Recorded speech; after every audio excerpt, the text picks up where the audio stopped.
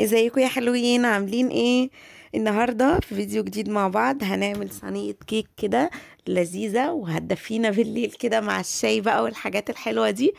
انا كنت عاملة الصينية دي في يوم الخميس، في السهرة بتاعت يوم الخميس. انا دايما احب ان احنا يوم الخميس لاني بيبقى صباح اليوم الاجازة، ان احنا نعمل اي حاجة حلوة او اي نوع حلويات او اي حاجة كده، ان احنا نفرح الولاد، خصوصا لو في ايام دراسة، بحيث ان هما يفصلوا، يعني يبقوا حاسين ان احنا يعني ايه، في ويك اند، في حاجة مختلفة بنعملها، ما تبقاش الايام كلها شبه بعضها. فطبعا انا هنا معايا المكونات بتاعتي.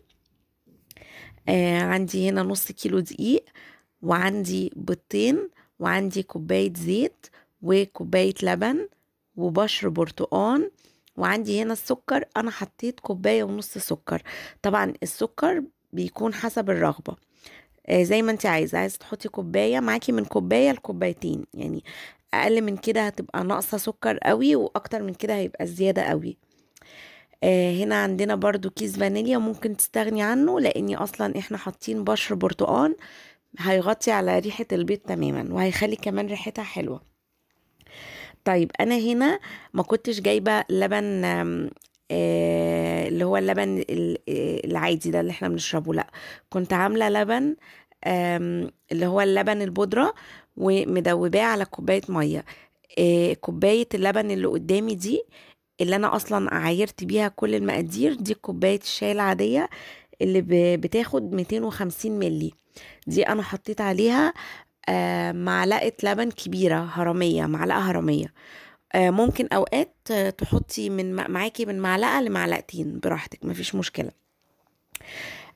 طبعا انا هنا استخدمت كيك شيف، احسن بكتير من البيكنج باودر العادي، بيخلي الكيكة كده قلبها تحس ان هو هش كده، وما فيهاش فراغات، بحس ان هو بيكون احلى بكتير قوي في الكيك عن البيكنج باودر العادي. وكمان لو انت عامله كميه، بيخلي صلاحيتها اطول، يعني ممكن تقعد معاكي فتره اطول. فتمام. طبعا اهم خطوه واهم تركية عشان صينيه الكيك تنجح معاكي، انك تكوني مشغله الفرن مسبقا. يعني انا دلوقتي شغلت الفرن وابتديت اجي اعمل معاكو المكونات ونجهز الكيك مع بعض. هنا طبعا جبت البولة الكبيرة دي اللي انا هعمل فيها الخليط بتاعي كله، ونزلت فيها على طول كده، كسرت البيضتين بتوعي. طبعا البيض كان برضو السر التاني من درجة حرارة الغرفة، يعني برضو دي كلها عوامل بتساعد على ان الكيك يطلع معاكي طعمه لذيذ، وفي نفس الوقت يكون هش وما يهبطش منك. يبقى اول حاجة كنا مشغلين الفرن، تاني حاجة البيض لازم يكون في درجة حرارة الغرفة، ما ينفعش تطلعيه من التلاجة على طول تشتغلي بيه. فهنا كنت كسرت البيض معايا اهو. هبتدي بقى انزل عليهم بالفانيليا وبشر البرتقان والزيت بقى واللبن. طبعا انا كل مره بعمل صينيه الكيك معاكم في الخلاط، بصراحه بستسهل عشان ما بقاش كذابه، بستسهل. الخلاط كده كده موجود على الرخامه، فبستسهل على طول. المره دي بس اللي عملته بالمضرب، يعني منها تغيير، وبصراحه كان الخلاط بايظ بصراحه يعني. فهنا كده بدأت أضرب البيض بالمضرب بس. يعني الحقيقة ان الكيك بالمضرب بيكون طعمه احلى، بيطلع طري اكتر، وبيطلع طعمه يعني اجمل بكتير. هنا بقى نزلت ببشر البرتقان، وهبتدي اضرب بقى كل الحاجات دي مع بعضها. وكمان يلا السكر معانا بالمرة، يلا بسرعة بسرعة. بصوا بقى، انا كنت بعمل الكيك ده معاكم، والولاد بقى قاعدين جنبي عمالين بقى يتكلموا، يلعبوا مع بعض، يرغوا. هما كل دوت مستنيين ايه؟ ها، مستنيين ايه تفتكروا؟ كانوا مستنيين ايه؟ كانوا مستنيين ان انا اديهم الطبق اللي انا كنت بعمل فيه الكيكة. طبعا كلنا كنا بنعمل كده واحنا صغيرين، اللي هما ايه، يقعدوا يدوقوا كده الخليط بتاع الكيكة. طبعا يعني دلوقتي بقيت اخاف واقعد اقول لا، وعشان السالمونيلا اللي في البيض وكده. لكن وانا صغيره انا فاكره ان الحركه دي كانت بتبسطني جدا، هي غالبا كانت بتبسط كل الاطفال. فكده يلا معاكم.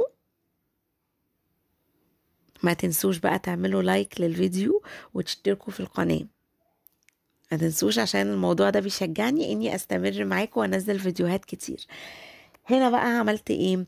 نزلت بمعلقة كركم. طب انا ليه حطيت الكركم؟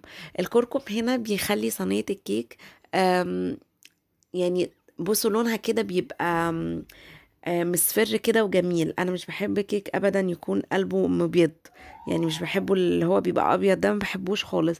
هنا بيخليها مصفرة كده وحلوة. عارفين نفس لون الكيك اللي احنا مثلا بنجيبه من الفرن او مثلا الحاجات الجاهزة اللي احنا بنجيبها. فعلى طول لازم احط معلقة كركم في الخليط بتاع الكيكة. وطبعا ما تنسيش لو عندك خل حطي معلقة خل برضو، بتعمل زي ما يكون محسن كده، وبيخلي وشها بيكون محمر كده ولذيذ جدا. هنا بقى فضلت اضرب في الكيك معاكم زي ما انتم شايفين. وطبعا انا كنت مجهزة الصينية اللي هعمل فيها الكيك اصلا مسبقا. بصوا كنت جبتها كده ورشيت فيها، حطيت دهنتها الاول بمعلقة زيت، وبعد كده نزلت عليها برشة الدقيق علشان الكيك معايا ما يلزقش. هنا بقى هنزل بالكيك بتاعي، هنزل بالدقيق على طول على الخليط اللي احنا ضربناه. طبعا الدقيق هنا محطوط عليه كيس كيك شيف زي ما اتفقنا. هبتدي بقى انزل كده على الخليط على طول. بصوا انا هنا كنت جايبه نص كيلو دقيق، شلت منه شويه وقلت لو احتجتهم ابقى احطهم. ايه ليه بقى؟ لاني كده هيكون افضل، لاني انا لو كنت حطيت النص كيلو كله كانت طلعت معايا تخينه. هي فعلا ما خدتش النص كيلو دقيق، انا شلت شويه من النص كيلو. طيب لو انتي نسيتي وحطيتي الدقيق كله وطلعت معاكي تقيله، سمكها طلع تقيل، ممكن تخففيها عادي بشويه لبن، هتظبط معاكي. طبعا المضرب ده انا كنت عامله عنه ريفيو معاكم على القناه، لو حابين انكم تشوفوا الريفيو بتاعه هسيب لكم اللينك بتاع الفيديو ده في اول تعليق مثبت ان شاء الله. بصوا المضرب ده الحمد لله شغال معايا كويس من ساعه ما جبته وكنت عامله عنه ريفيو. هنا بقى كده هو اصلا معاه المفروض يكون معاه سلاح تاني للعجن او للحاجات اللي هي بتكون سميكة شوية، بس انا طبعا يعني ايه اشتغلت بنفس السلاح ده على طول لحد ما خلصت الفيديو كله.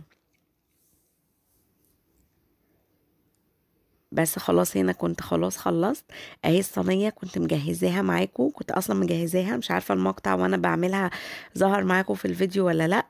بصوا بقى هنا هنزل بالخليط بتاعي كله في الصينية، وبصوا المنظر ده انا بحبه جدا، بحبه جدا جدا. بصوا كده.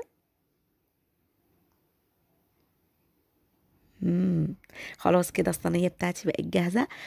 بصوا بقى هنا هعمل حركة مهمة جدا لازم تعمليها علشان تطلعي فقاقيع الهواء اللي بتكون في الصينية. ايه؟ اول حاجة همسح الاول الاحرف بتاعت الصينية، علشان لما ما بتمسحيهاش بتحروق في الفرن، الاحرف بتحروق وبيبقى شكل الصينية مش لطيف وبتتعبك طبعا في التنظيف. تاني حركة بقى، بصوا الحركة اللي انا بقول لكم عليها مهمة اهي. بصوا انا